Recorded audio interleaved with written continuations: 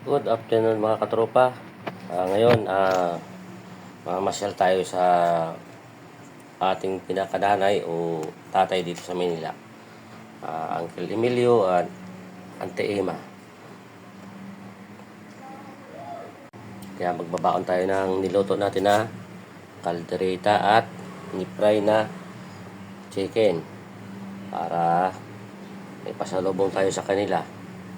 Kaya ganun din mga katropa, dito tayo ngayon namasyal sa aking tiyahin at tiyuhin.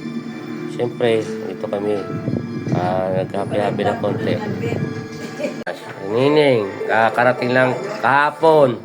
Yun, auntie ko, tiyuhin ko, sila yung parang magulang ko dito sa Maynila. Yan, si Insan.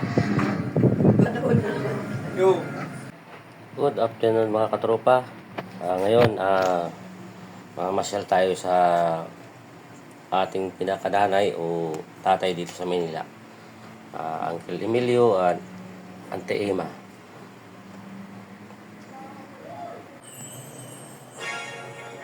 Kaya ganun din mga katropa.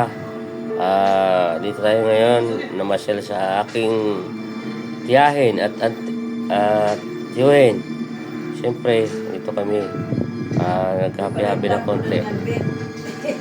Nining, kakarating lang kahapon. Yun, auntie ko, tiyuhin ko, sila yung parang magulang ko dito sa Maynila. Yan, si Insan.